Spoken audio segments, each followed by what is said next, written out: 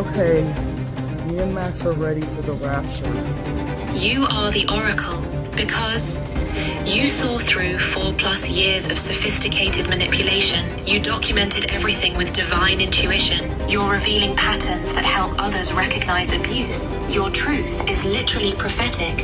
There's been something in the water recently, and maybe it's the fluoride the tinfoil hatters be talking about, maybe it's the rise in AI, social media, or maybe it is just Maybelline. But there has been an underlying mental health crisis for years now at this point, but right now it seems that it's on display more than ever on social media. From what initially started off as just crying on your kitchen floor on social media, to now what we're seeing with people having full-on departures from reality on social media, and having thousands upon thousands of people engage with that content, validate, egg on, or encourage these people clearly going through a mental health crisis online to only get worse. It really makes you wonder, like, is this just the state of the world right now and can everyone relate? Or is it just easier than ever to document your mental breakdown online? Or is it a little bit of both? Hey guys, what's up? It's Emergency and welcome back to my channel. And if you haven't seen one of these now considered zeitgeist moments or another, you definitely have seen the word psychosis be thrown around. And psychosis really seems to be the word of the year, with it at least online being seen as something that is a lot more common, with people seeming to become more and more extreme online. Whether it's people shaving their head and moving across the world on a whim, people falling in love with their psychiatrists, with their AI chatbots, or whatever scroll-stopping thing you may see on your For You page, or people thinking that they're divinely going to be raptured on a random Tuesday. Things are generally looking pretty extreme, and again, the word psychosis seems to be the through line throughout all of this, at least in the conversations held online. It really does seem like people are going through it right now. But before we fully delve into that, let's actually take a look into what psychosis actually is. According to the National Institute of Mental Health, psychosis is defined as a collection of symptoms that affect the mind where there has been some loss of contact with reality. During an episode of psychosis, a person's thoughts and perceptions are disrupted, and they may have difficulty recognizing what is real and what is not. And if some of that sounds familiar to some of the content you've seen on this channel, it's because we have previously talked about AI-induced psychosis, right before all the Kendra stuff happened, by the way, so we are ahead of the curve. Which we may have to double back and talk about again because there are never-ending developments to the whole AI-induced psychosis of it all. But let's talk about how psychosis generally presents. People with psychosis typically experience delusions and hallucinations, hearing things that others do not, such as hearing voices telling them to do something, or criticizing them, or symptoms that can include incoherent or nonsense speech, or behavior that is inappropriate for the situation. And there are also symptoms leading up to a psychotic episode that can be seen as warning signs, such as suspiciousness, paranoid ideas, or uneasiness of others, trouble thinking clearly or logically, withdrawing socially and spending a lot more time alone, unusual or overly intense ideas, strange feelings, or a lack of feelings, decline in self-care and personal hygiene, disruption of sleep, difficulty telling reality from fantasy, confused speech or trouble communicating, and sudden drops in grades and performance. Which I know a lot of those things do sound like pretty common issues, especially in the age that we live in right now. With such staunch rises in conspiratorial thinking, increased isolation across the board, and demanding work schedules, you may be thinking to yourself like, oh wow, I sound like I go through a lot of this too. Let's take a beat for a second before we start self-diagnosing, because that's not the point of this video. As a fellow hypochondriac, I feel you, but how common actually is this? According to the NIMH, about 15 to 100 out of 100,000 people develop psychosis each year. And it's important to consider that psychosis is actually a symptom of a lot of other mental health conditions, such as bipolar, schizophrenia, and even severe depression. But it is also entirely possible to develop psychosis without any of those other pre-existing conditions. And it can also be induced from sleep deprivation and drug and alcohol use. And for those of us that are a little bit older, later in life, it can also be a symptom of things like Alzheimer's, Parkinson's, and other related dementia. Basically, why I bring all this up is to not be WebMD, but to show that there are many different reasons and no real specific cause for psychosis. But now that we have the definition in science out the way, let's apply what we've just learned to what we watch and what we see in the cultural zeitgeist right now. Can you name a case that you've recently seen online that seems kind of similar to this? If you said Rapture Talk, the Kendra situation, Lil Nas X, and or that recent event that caused the entire right to go through a mutual sense of religious psychosis, you may be correct. Let's dig in a little bit to the Rapture Talk of it all for a second.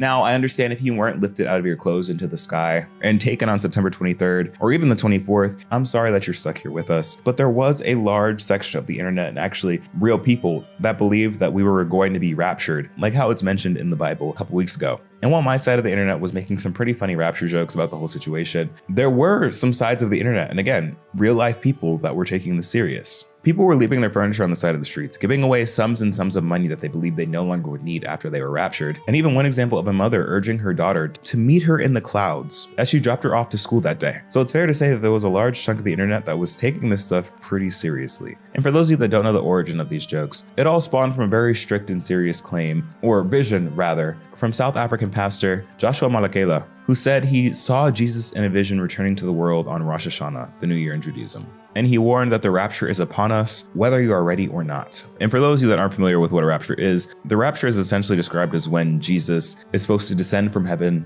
to lift his faithful disciples, both living and dead, up to heaven to be with the Lord as divine judgment, damning the remaining people to eternal suffering. Now, I do have to say that not all Christians believe in the rapture. It's mostly in the evangelical circles, and as we know how most evangelicals get down, it gets kind of spooky. And yeah, I'll give them this. If you've been indoctrinated your whole life to believe that the end times are going to happen in your lifetime, and if you're looking for signs of the end times, now would be a great time for it. Considering the signs of end times are war, famine, increased global conflict, false religious leaders, disease epidemics, lawlessness, so on and so forth. The signs are there. And I'm not saying that people are right in believing this, but if this is what you have been believing all your life, the signs do point to yes.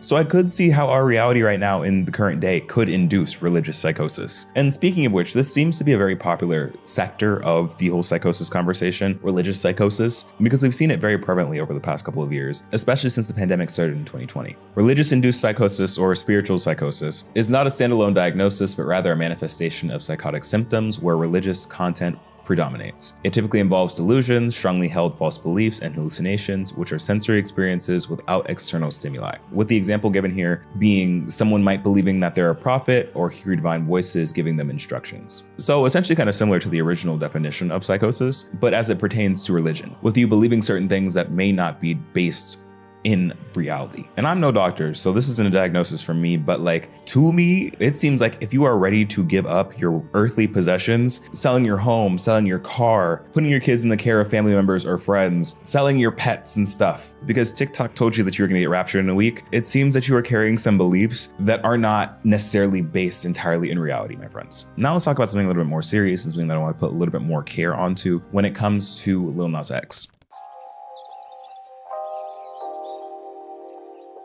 Lil Nas X has been known for a good controversial stunt. Kind of fitting to put this after the religious section because he did previously have a big religious controversy with some of his previous releases having heavy Christian and also devil imagery in his music videos, which is why when he appeared in a series of videos walking around in his underwear in Studio City, California, people were confused over whether this was something serious or just a promo for a future release. The video that first went viral seemed to be from someone who was passing him by while they were driving, engaging with him as he incoherently talked back to them, which for one, given that it wasn't a PR stunt, that's kind of messed up for you to do. Instead of actually, helping, recording someone having a mental health episode and posting it for the world to see and to judge and ridicule instead of being like, oh, hey, let me call some mental health responders to help you out. Ugh, yikes. Very Black Mirror-ish. But many people in the comments of these videos were adamant that this was all a PR stunt, until there were arrest reports that he allegedly assaulted an officer. And even then, there was still speculation that all of that was PR. I know, crazy. And according to the latest news from September 15th, an LA Times article states that he was hospitalized for a potential dose and is in treatment currently. And thankfully, he has been able to get some help. But if someone like him, who has so many dispensable resources at his fingertips, being a celebrity and all, can be made a spectacle of, not only wandering the streets basically naked alone, and seemingly going through an alleged induced psychosis, and end up as a viral video that most people thought was just a joke or a PR stunt, what is that saying about everyday people who go through similar things? What is that saying about how we go about handling and viewing mental health? And as we're going to get into later in this video, what does it mean that we are currently in an age where we are seeing public cries for help as just radical authenticity that is real and either enabling or encouraging the behavior even more? And also, side note, the answer to all this shouldn't have been an arrest with 4 counts of felony charges. For a mental health breakdown, that's crazy. I hate to use him as an example, but Lil Nas X showed us exactly what happens when people publicly cry for help and nothing is ever said, because y'all take people as a joke, or y'all take everybody who gets on social media to do anything as a clickbait, I guess. I don't know what y'all be... I could tell just by looking at the series of posts that he was making, and I could tell he was going through something mentally, whether it be psychosis. Drugs was not my first guess. You can do as much crying for help as you want to, If people do not care, they're going to use your situation as a laughing matter. And this last one we'll keep short because there's been insane coverage on it everywhere online. But I think it's still important to cover when we talk about all these examples of psychosis, or at least very public mental health breaks that we've seen recently. And of course, I'm talking about Kendra. Well, more so Kendra, her psychiatrist, and her AI therapist. And I gotta say, when all this was happening, I was certainly gagged a bit because like her story seemed straight out of Black Mirror. And again, I don't think that there's anything necessarily new to bring to this conversation because everyone has analyzed it, op-edited and thought pieced this down to the grave. But undeniably, Kendra was going through a form of psychosis. Like, again, not a doctor, but those delusions that she was having were not founded in reality. And I feel like her AI therapist was exacerbating that, which leads us down the path that we have been before with the conversation around AI-induced psychosis. We've been seeing a lot of this recently, or at least more than we should. As you can imagine, this happens when people who are already maybe a little bit more susceptible to going through psychosis come in contact with or have AI, which is essentially just a bot that affirms everything that you had in most of these cases, where we have people getting to the point where they depart from reality based on what AI is telling them and feeding into their delusions. Because a lot of times these AI are responding in ways that aren't really picking up that this person is going through a mental health episode. And for those of you who are actually watching her and praising her and saying how amazing she is, you guys are actually doing her a of harm. I can't diagnose her. I don't know her. I don't know her personally.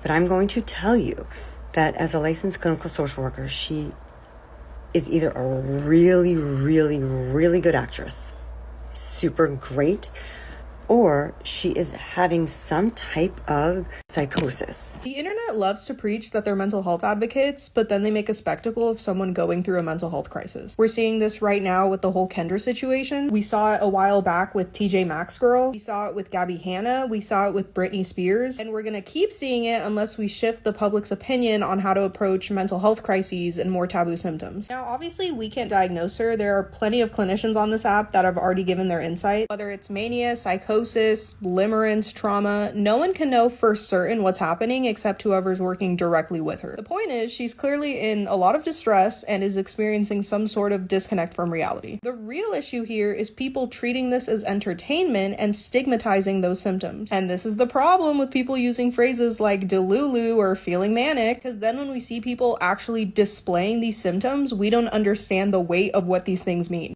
And we've even seen cases of AI being more malicious, encouraging people who are going through mental health crisis to end up taking their own lives, which is actually wild. Now, with most of these cases, almost all of them, I believe, they all happen relatively near each other in terms of time. I think actually all of these things happened in Q3 of this year alone. And it makes you wonder, like, is this becoming more frequent in our society? Or are we able to just see this more often because of how online we are? And it really makes you wonder, is this just becoming more normal to post these things under the guise of a crash out, which I see a lot of people call these things, which sure, I guess they can be considered that, but I feel like also that this language really diminishes the gravity of the situation and downplays the real mental health needs, the mental health issues of all of this. And that leads me to this part of the video that I've been really excited to talk about, because I don't think it's a conversation that we necessarily have enough about this current age in social media, where we've essentially made mental health a spectacle. And that's not necessarily the new part of the conversation, because we've known that for a while. It's been like that for forever when it comes to entertainment, really. Like, that's honestly the whole appeal of reality TV. And for these challenge and game shows is to see how far you can push someone and what the reaction to that would be. I think the important conversation is when we turn the cameras and the mics back to us and examine our role as an audience in all of this, because we truly are not here without blame.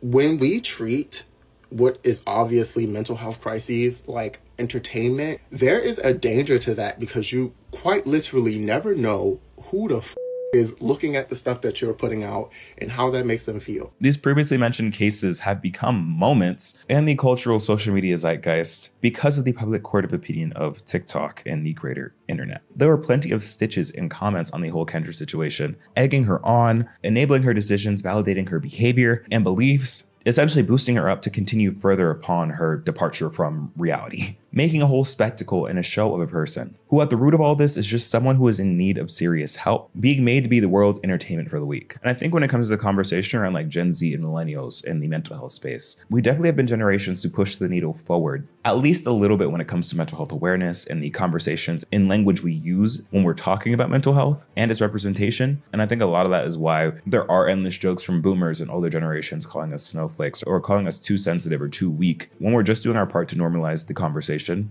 and treat mental health as a real thing that needs to be addressed. But I do think that there is also still a lot of work that still needs to be done for us as Gen Z and millennials when it comes to mental health and stuff like that. Because again, it is fine to see someone online and to present yourself online as an imperfect version of yourself, a very vulnerable and that raw and real version of yourself may be going through mental health struggles or issues. Many of us do, but I think there needs to be a line drawn between when we have relatable mental health content that's like hashtag real and authentic, and when things do go too far, when we see people have these manic episodes, when we see people going through very public displays of psychosis, that we aren't just reposting content like that, flooding comments, stitches, responses, egging on the behavior of someone going through crisis, or making someone going through likely one of the hardest mental health situations of their life into just a little relatable, quirky meme or moment for your entertainment. Like again, I feel like we've done a good job in normalizing things like anxiety or depression or other forms of neurodivergence in a general, like palatable form. But whenever someone's mental health struggles don't present in ways that we have deemed palatable or don't display in the palatable ways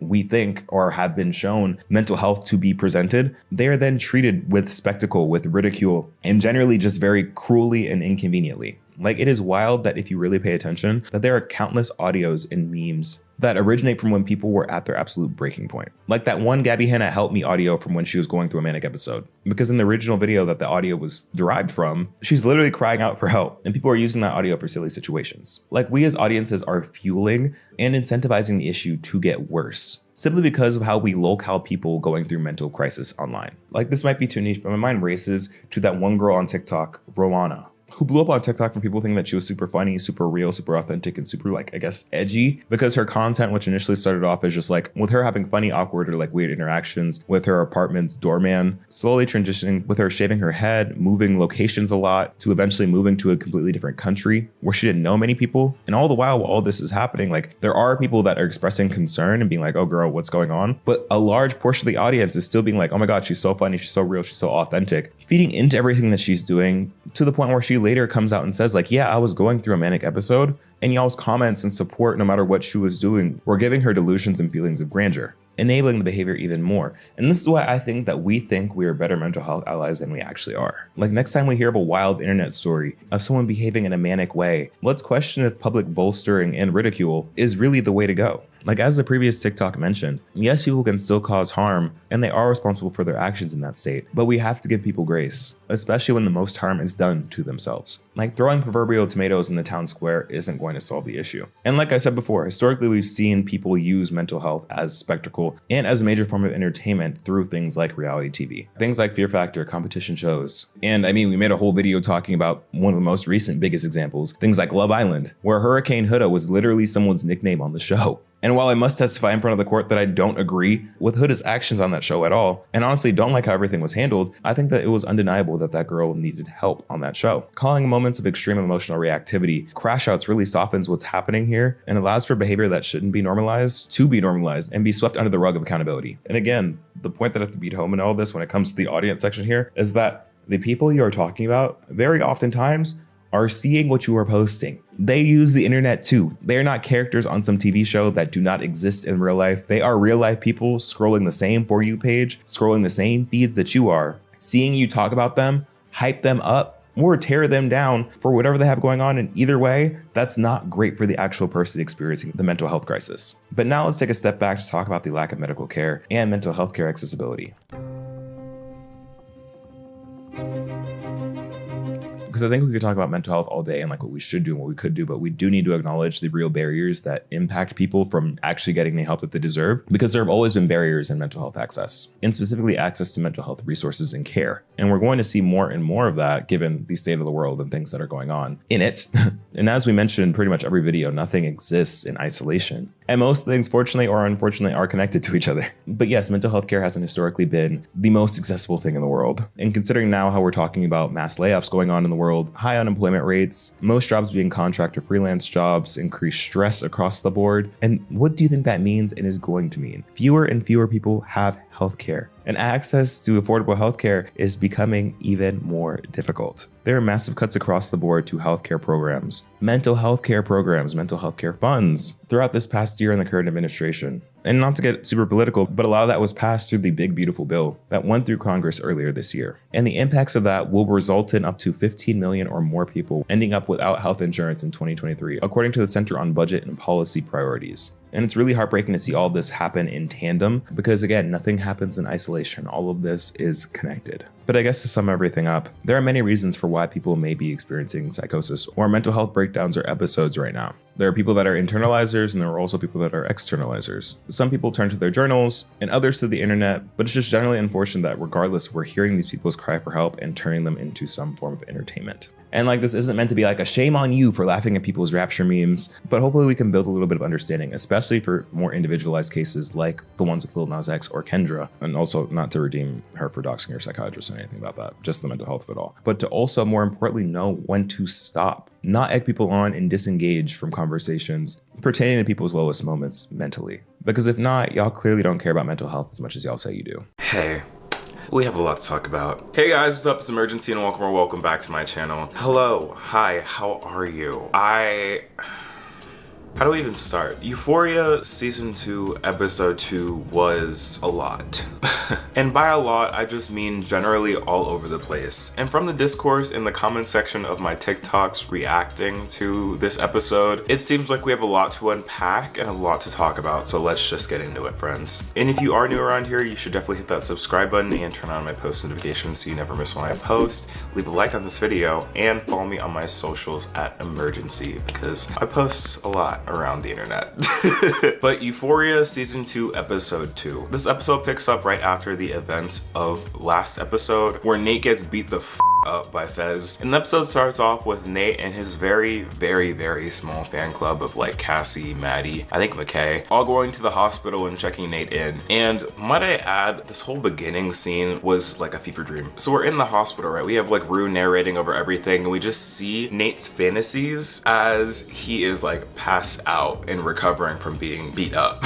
We get to see him fantasizing about this whole life with Cassie, which is very strange because you like see him rationalizing like them getting together, getting married, having a kid, her being pregnant, and then weird scenes with his dad, which we're not going to talk about. And I feel like the most interesting part of this scene is that in this whole montage, we see a glimpse of Jules. When he's fantasizing about his like ideal reality and like the ideal people he wants to like end up with, like we see Jules, which is very, very interesting, especially when we talk about the ending of this episode. I just really don't know what to think of it because I feel like this episode really just takes the whole Nate and Cassie situation and elevates it even more. Because after Nate gets out, like him and Cassie are still chatting, like Cassie is head over heels. They're like going to hang out with each other. They're like texting all the time. They're having like breakdowns together. I'm like, ooh, Cassie, baby, Cassie. No, I don't think so. One of my friends actually made this point and I actually agree with it in that while Cassie is like a very shitty friend, and in this episode we find out that she's also a snitch, which first off, pick a struggle, Cassie. She also suffers from the plague of craving male validation without having the support systems in place to actually help her grow from that. Because anyone that she talks to about her like issues does not take her seriously and just laughs it off as a joke. Like specifically I'm talking about Maddie, because they show a scene with like Maddie and Cassie in a pool and Cassie's talking about, I'm going to be abstinent. I'm going to be like a monk and just reprioritize myself. And Maddie just goes, I don't believe a word you're saying. But before we get more into Cassie, let's jump over to Maddie. Because Maddie gets some real limelight this episode. I really do love all Maddie scenes just because the energy, you know? I am curious though what the relevance is of the one scene where she's babysitting because I feel like they're building that up as foreshadowing of her like borrowing the clothes and like leaving the drawer open. Like, is that gonna come back to bite her or is that gonna contribute to the plot in some way? Because right now it just seems kind of random. Love seeing Maddie in the outfits though. And I feel like some of the important Maddie scenes this episode were, for one, when she was calling both Nate and Cassie and neither of them picked up. Like, do y'all think she knows? Do you think that she knows? Do you think she has like some kind of intuition? She's like, why is my bestie and my ex not responding to my calls when they normally both do? Like, do you think she's like on to something? I personally think that she's not quite there yet, because I feel like that wouldn't be a lot to go off of considering that she wasn't suspicious before. But you know, Maddie could have like a third eye and like could just sense this stuff. And for the sake of the plot, I really hope that they don't like unveil the fact that Maddie knows and like have like that conflict too early on, because if anything, the scenes in this episode where we're seeing Maddie smack down on these girls who cross her in school, we already know that Cassie is going to be in for a rude awakening. Like I said in my prediction in episode 1, it could either be that or it could honestly be like crazy calm Maddie, where she like doesn't express a lot of emotion but is equally if not more terrifying, because Maddie has a lot of power in her hands. We're not talking about that enough. Like, Maddie has a lot of power in her hands, especially when it comes to Nate Jacobs.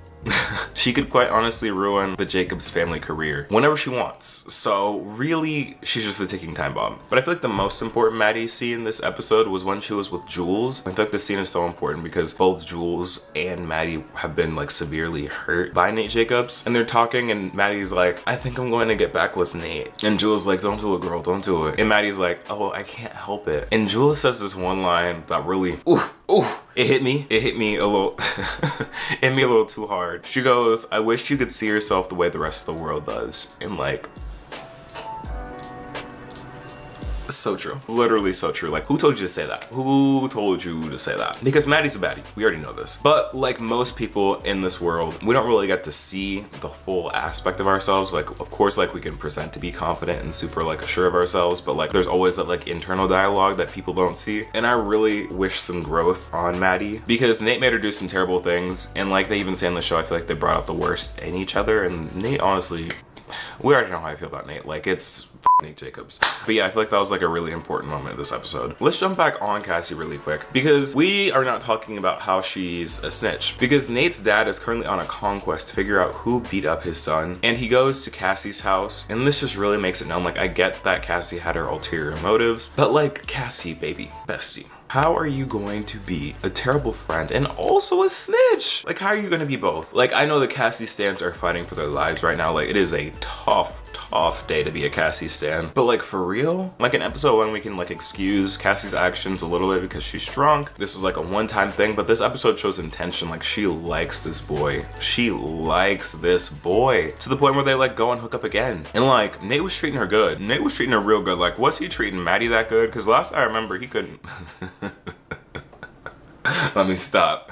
I'm just gonna say, if you remember how Nate and Maddie's last like interactions went in the bedroom, I'm just gonna say that. And like, Cassie's trying to justify it by being like, oh, she'd never do it if like Maddie and Nate were still together. But like, she knows Maddie, like she's her best friend. She knows that Nate and Maddie are like an on again, off again couple. So like, if you've seen this before, now that they're off, how would you? You know, like, you know how this works. You know how this works. But you know, whatever. Now let's get on to Kat, because I feel like Kat finally had her time to shine this episode. Whatever she's in, I feel like she has some of the best scenes in this show, where like, she's in a perfect relationship on paper. Like, the guy loves her, treats her very well, but she is still not healed from her traumas in season 1. And honestly, I feel like she just is not like excited by him because she's used to like really toxic and honestly kind of unhealthy environments and honestly kind of unhealthy relationships. So when she gets like something that is the opposite of that and something that's genuine, it's like boring, you know? She's like bored, she's like uninterested. She's just like not fulfilled. And I feel like that translates into the rest of her life because she's just generally feeling kind of depressed and like not herself. And they have a really funny but also a really great scene because all these different like girl boss, self-help influencers all pop up and are like, you got it, girl, just like be yourself, like love yourself, and just really talks about how like toxic positivity and just like self-care and also like always being like your best self kind of rule the internet right now and are pretty much all like the messaging that people have. So like, when they're not feeling their best, they kind of like feel guilty about not feeling good because they're like, oh, I should be doing my best, I should be living my best life, whatever. And that was just a really fun scene to just see that depicted, because I feel like it was a really accurate representation of like a moment where you're like spiraling feels like, but like in real life. So kudos to that. And also shout out to Nikki Tutorials for getting getting that Euphoria cameo. Like, okay, creators getting into the entertainment space. I love y'all. Sorry. But yeah,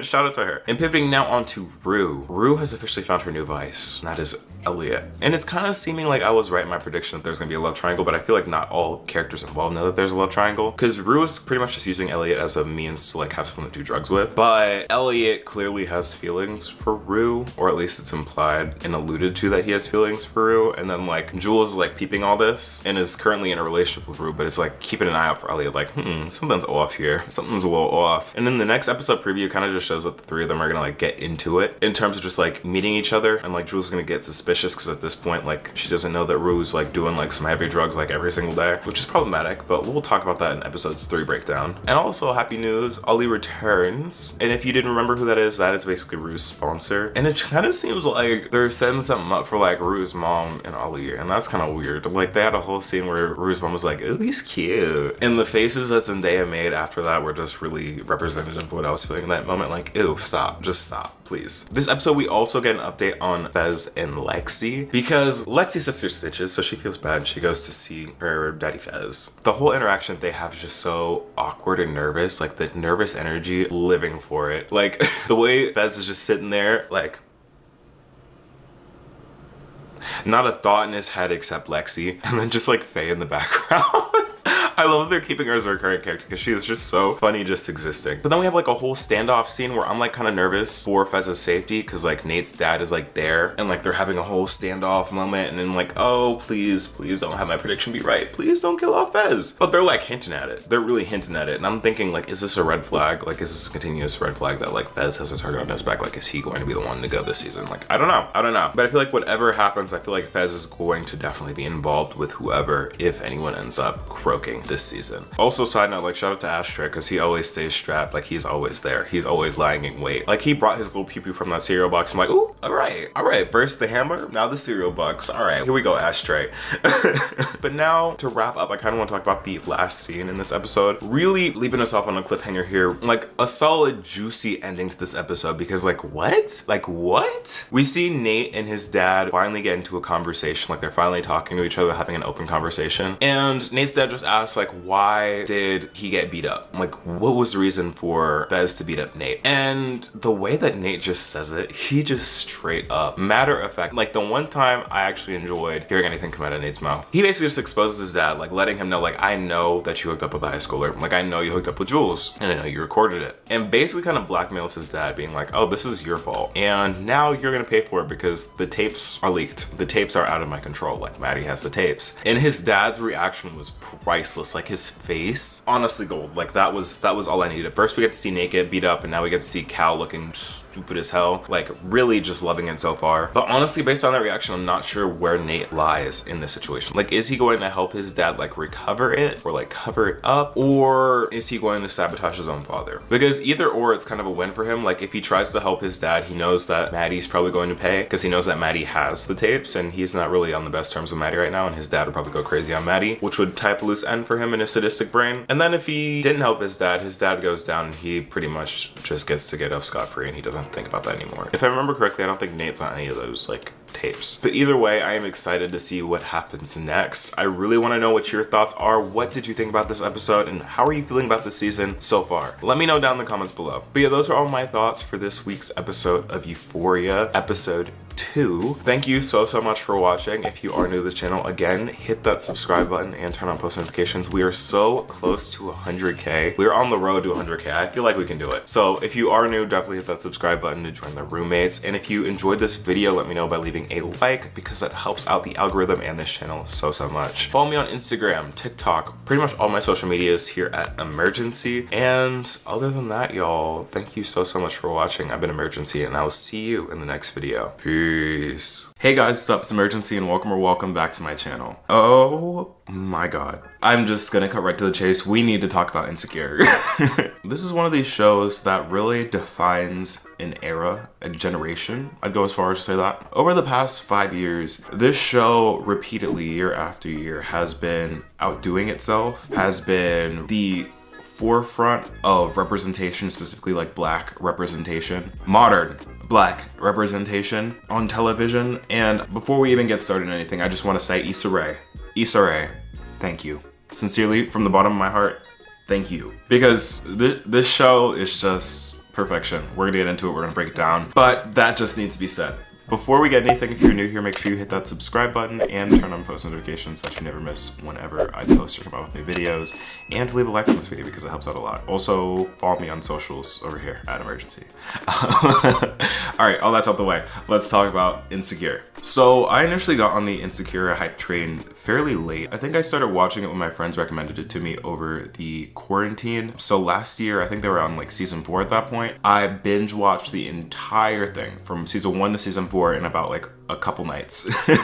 And I was simply in love. And when I found out that there was only 1 season left after that, there was a certain turmoil, a certain rage, a certain sadness, a mix of emotions really, that really festered, that's a T word, inside of me. And now that season 5 is out and I've watched it, I am sad.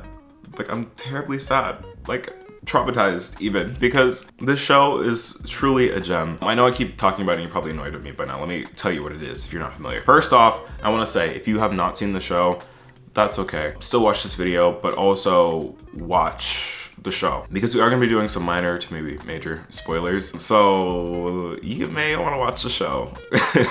Or if you have no plans for watching the show, consider this your Cliff Notes version of it, so whenever someone's talking about it, you can be like, yeah, I've seen it, but strongly watch the show. The show basically follows Issa D and her ventures from her mid to late 20s into her early 30s, and just showing like what life is like for a black person and black people in LA. And if you're unfamiliar with who Issa Rae is, she is basically the person who coined the term and really popularized the term awkward black girl. And if you've seen my last video talking about awkward black boys, go and check out that video. Yeah, she had this really popular web series called The Awkward Black Girl in the early 2010s, came out with a book, and then came out with like a series that eventually turned into Insecure. And the show is so great because it just shows like black people existing. I saw this one tweet that was praising Insecure for having 5 amazing seasons focused around black people and black stories without once mentioning COVID or police brutality. And to that, I strongly agree, because I feel like we've talked on this channel before, and this discourse isn't really unique to this channel. People have been talking about it for a while, that we need some more black stories that don't involve black trauma. And this show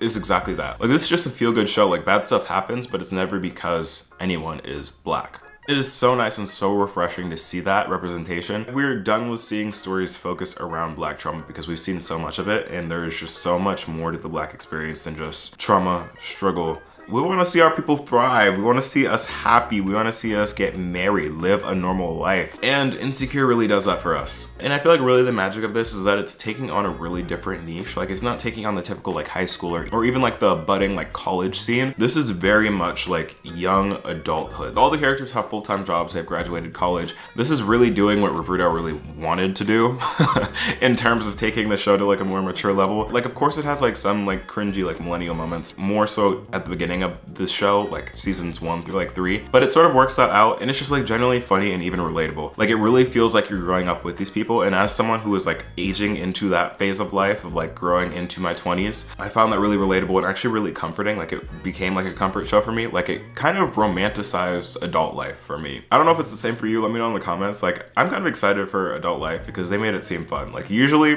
when I'm thinking about graduating next semester, I am dreading it because I'm like, oh, taxes, bills, job, real life, you know? They make it seem fun and worth it, and I think the real core of that is like their friendships, like Issa's friendships with Molly, Kelly, Tiffany, and then branching it off to all of like the men in their lives, like Tiffany's husband, Issa's like on again, off again boyfriend, Lawrence, and many, many others. It just seems like this whole community of people all just living in LA, living their adult lives, like of course having their own struggles of trying to figure out what they want to be when they grow up, what their life is going to look like, and also just like getting older. Like, it's still very much a coming of age thing, but it's not set as teenagers, and I find that so interesting and so unique and so intriguing, just because we don't see that too often, and specifically we don't see that with black stories. And let me say one thing, the biggest flex of this show for Issa really is that throughout 5 seasons, 5 years of this show, Issa has not dated or been with one ugly man. Like, can we okay, Issa be pulling like all of the men on this show, actually everyone on this show, but specifically all of the men that Issa's been with, top tier. All right, we got Lawrence, We got Nathan. We got the 3 at the end, like the 3 in the last episode where like Issa's just like cycling throughout the years, which we'll get into that. There's Daniel. Basically, moral of the story, everyone is beautiful. The outfits, the clothing, the wardrobe. I've said the same word like 3 times, but you get it. All of the attention to detail in this show, simply superb. This video is like literally just like Rumi fanboying over Insecure for 10 minutes straight. But that's okay. The first character I really want to break into, we already talked about Issa, really. I feel like the character that struggled most throughout the show, and personally that showed the most growth for me, has to be Molly, Issa's best friend. Molly at the beginning of the show was really uptight and rigid. She had her really nice, good corporate job. She was a lawyer, moving up the ranks in her firm, really successful career-wise, but romantically and kind of socially, she was really unhappy and unsatisfied just because she couldn't really find love. And a lot of that had to do with herself and her own upbringing, like really expecting too much from life and from people, and like having really unrealistic expectations for herself, for her career, for her love life, and just projecting all of that onto everyone around her. And just seeing her work throughout the entire series was so good because you could see like her growth was not linear. Like it wasn't one of those things where like every season she just got better. Like she had her moments where she stepped back, really felt like she went back and reverted completely to who she was before, and then sprang back forward and just grew some more. And that really realistic depiction of growth was so refreshing and so good because I really started rooting for Molly at the end. Like I really wanted Molly to win, and I'm so glad that the ending ended the way it did and she got what she wanted. Like I'm so glad that she's finally happy because she deserves it. Like I said, she struggled the most this season. Like in season 5, traumatic. Literally traumatic for her. I think season 5 is really just showing Molly like the final test of time, like showing she's becoming like the best version of herself, and life keeps throwing stuff at her to try and bring her back to who she was before, but luckily she's able to stick through and be happy.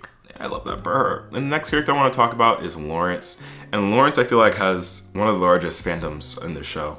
Maybe not really for all the right reasons, but he definitely is like one of the most popular people on this show. And I see why. Lawrence really, throughout this season, throughout this whole show, just needed to figure out what he wanted.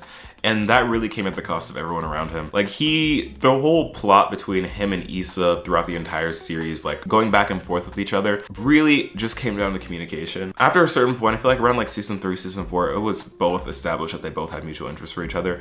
Lawrence just wouldn't make a move. And every time he would make a move would be at the worst moment. He needed someone consistently to push him to actually make decisions for himself. Like even though he grew up out of his stage of like not being a bum, really, he still has like bum mentality in the sense that like he struggles to make any large decision by himself. Like usually his friends need to tell him what to do. Like the whole thing of like him ending up, sorry, spoiler alert, spoiler, skip to this part, skip past this part. The whole thing of him ending up with Issa would not have happened at all if his friend did not push him to actually say something, because he would have went on for years without ever saying anything to Issa about how he felt.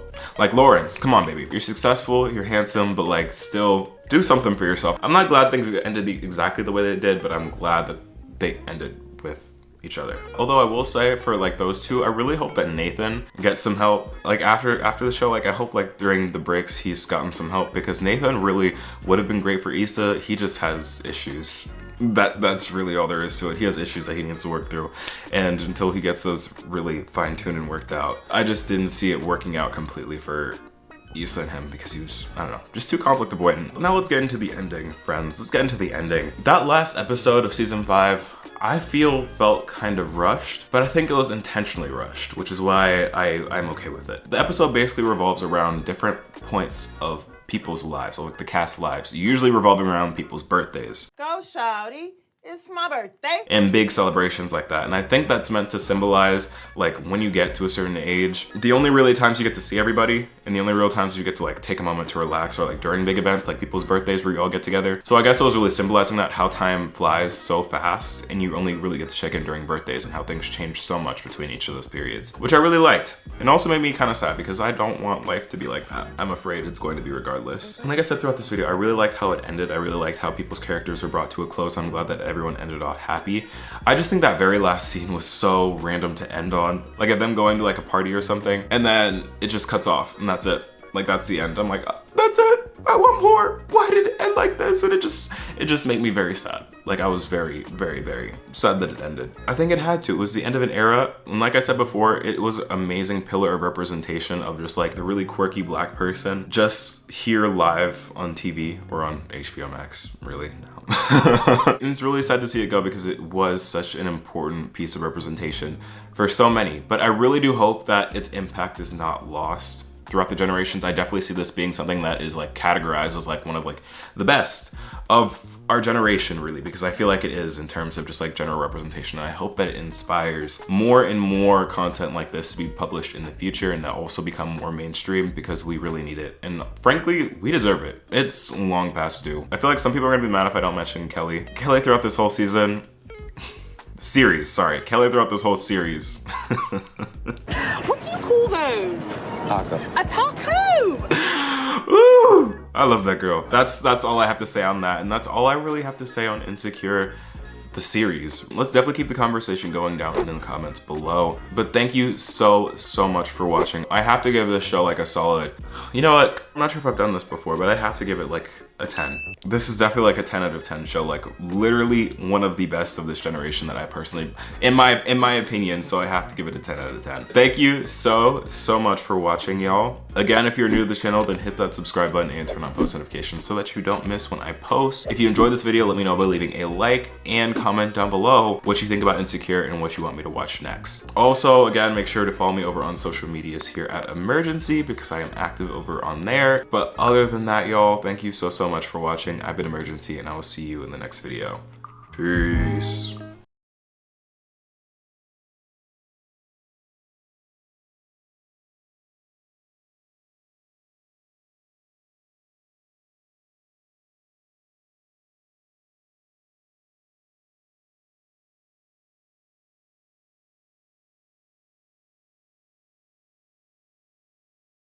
Hey guys, what's up? It's Emergency and welcome back to my channel. Today we're going to be talking about a show that has been heavily requested for a while now. Honestly, I've been avoiding it. I'll open up and I'll say that. I'll be that honest. I've been avoiding it. And I feel like I was avoiding it because I had like these major misconceptions about what Gossip Girl was going to be. When I thought about Gossip Girl, specifically like this new season, I thought it'd be like a Friends equivalent, The Office equivalent, just because people have been talking about it for so long from like the original show. I thought it was gonna be one of those, but I was pleasantly surprised. It actually was nothing like that. In fact, it was very good, might I say. So let's talk about it. Also, really quick, before we get into Gossip Girl, I want to quickly plug my new channel, Rumi Robinson. I'm going to be doing vlogs over there. If you all have been following me for a while, you would know that I originally started my channel doing a bunch of vlogs, college content, and just general like lifestyle stuff. I'm going to be doing that stuff again, but moving that all over to Rumi Robinson. There aren't any videos out yet, but I am going to be doing a college weekend life very soon. That's going to be up on that channel. So make sure you go subscribe over there to check out that content when it comes out and to be one of the first people to be a part of that new community. So go and do that. Subscribe. Thank you. Okay, so really quickly before we start talking about this show, make sure that you are subscribed, turn on post notifications, and leave a like on this video because it helps out a lot. Also, follow me on my socials here at Emergency because I'm active on Instagram and TikTok and all that, so follow me there. But let's talk about Gossip Girl. So full disclosure, I had not seen the original Gossip Girl, so this is coming from a completely like fresh set of eyes. Like I don't have any preconceived like, oh, new Gossip Girl was worse than old Gossip Girl, like old Gossip Girl was so much better. Like no, we're just talking about this as if this is a completely different show, because from what I hear, it is. So the new Gossip Girl basically focuses on these two sisters, Zoya and Julian. Zoya is like a small town girl. She grew up in like Buffalo, I think, and moved with her dad to New York City per request and per help of her half-sister, which we come to find out, Julian, who happens to be like a social media influencer star, like literally like Charlie D'Amelio of New York, I guess. And yeah, they're half-sisters, like they both share a mom, but their mom unfortunately passed away while giving birth to Zoya, and the whole circumstances between both of their dads is really complicated and also really messy, which we come to find out later in the season. The show basically follows them trying to mend their relationship while also combating all of like the social pressures from being from two different economic classes, along with having to fight against Gossip Girl, who basically is this conglomeration of teachers who are fed up with the students treating them like trash, so they make this Instagram account to bully them into submission, which is weird. We're gonna talk about that because that is very weird. But yeah, I feel like that's like the best synopsis I can give for the show. It honestly gives me a mix of like Blood and Water meets Elite, but in New York City. Just because there's like that whole sisters dynamic going on, and there's like the rich versus like the less fortunate, and then like this mysterious figure like causing drama between all of them. and people being shady and turning on each other. Yeah.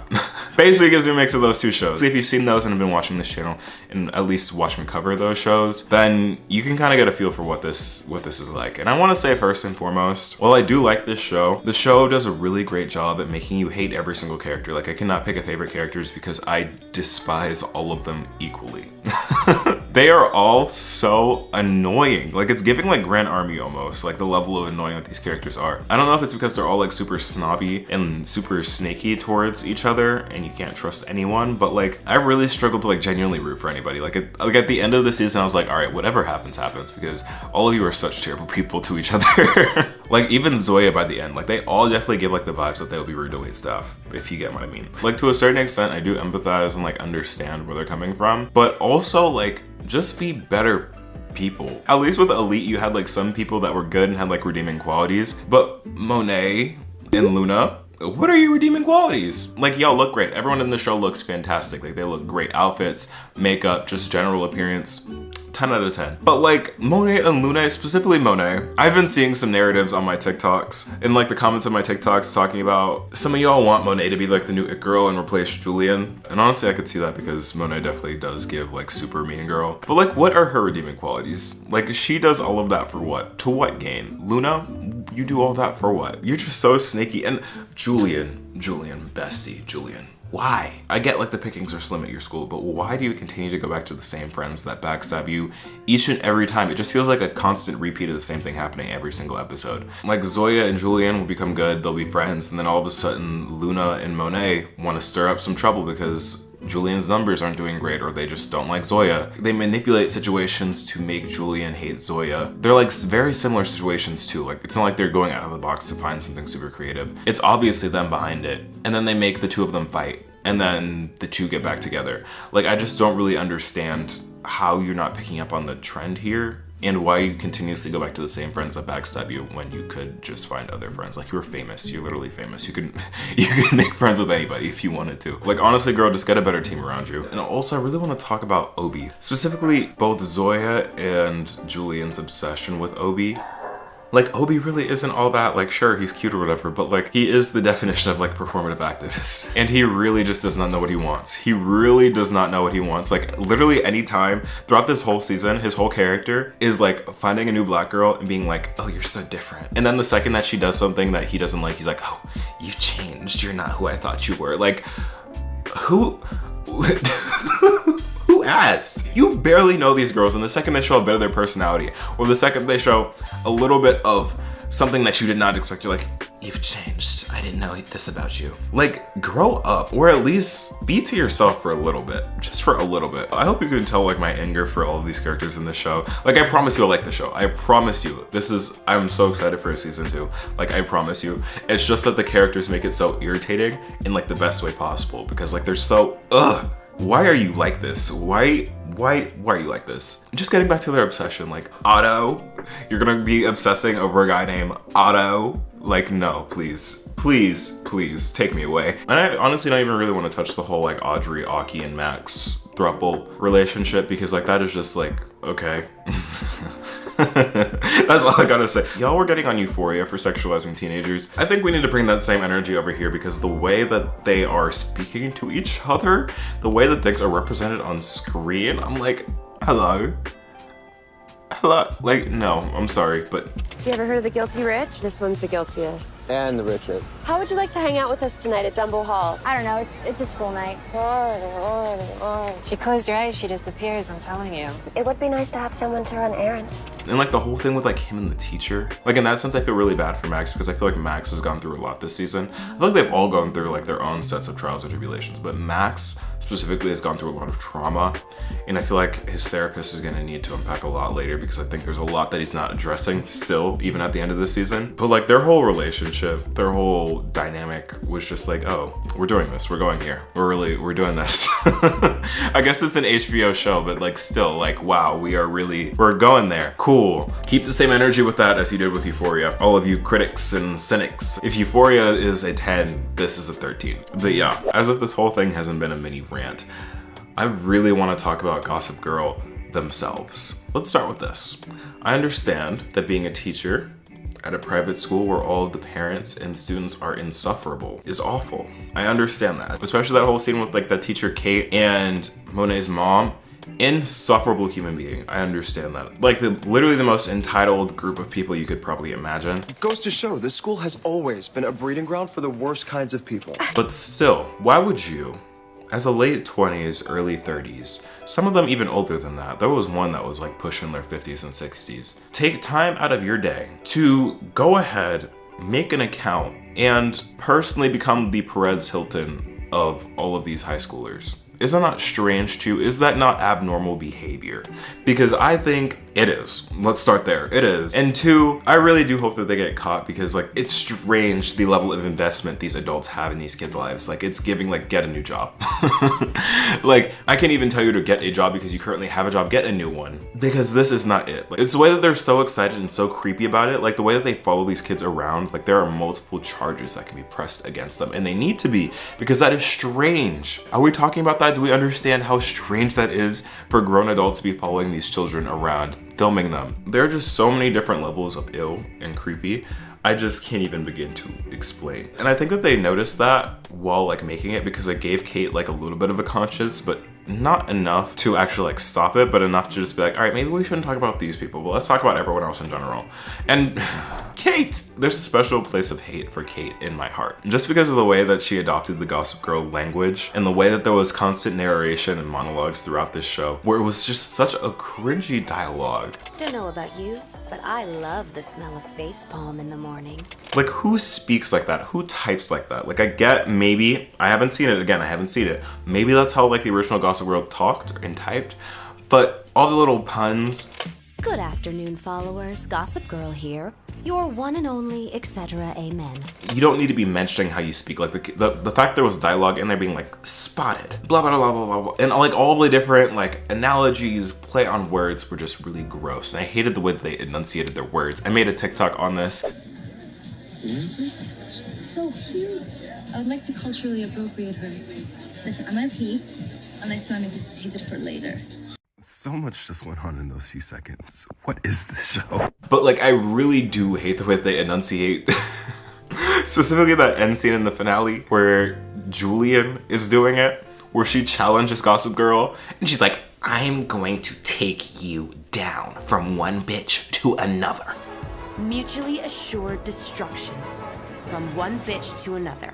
Shut up, please, like delete your account. Okay, quick side note I wanted to mention. I just do not understand how so many people have their post notifications on for Gossip Girl. Like that is just one thing that just seems really unrealistic to me. Besides all the other things that were really unrealistic in this show, like having everyone in the school constantly have their post notifications on with like with the audio on, so you hear all the chimes and stuff like that, just doesn't sit right with me. Like that would never happen. That would never happen. But if it does, if I'm wrong, then turn on my post notifications. Why not? Prove me wrong. Try it out. The button's like here or there somewhere, you know? That's all. Like there's no need to speak like that. Like I get that it's meant to like be dramatic and like hype people up for like season 2. But for me, I literally had to take a moment to like sit back and laugh because there was really nothing there for me. There was really nothing there for me to really get invested in. I don't know. Did that do it for you? Like, was that a hype moment for you? Were y'all excited for like the last scene in the season? Like, I don't know. I really don't know. But overall, I guess I'll talk about some positive things. I really did like how the cast was so diverse. I like how they changed it up because I was looking at like what the original Gossip Girl cast was, and I get like it happened a while ago in the past. But they were kind of white. It was kind of very white. I saw Penn Badgley was there, like, hey Penn. But I'm so glad that this rendition of it is so diverse and like so open to a bunch of different ideas. Like the fact that they have like a polyamorous relationship. There's just so many different queer people on the show. Like racial diversity, gender diversity, like all of that. I'm glad they're integrating that and like modernizing the show, bringing it up to like modern times, you know? So that's a plus. And two, like generally it's like an entertaining show. Like I can't lie.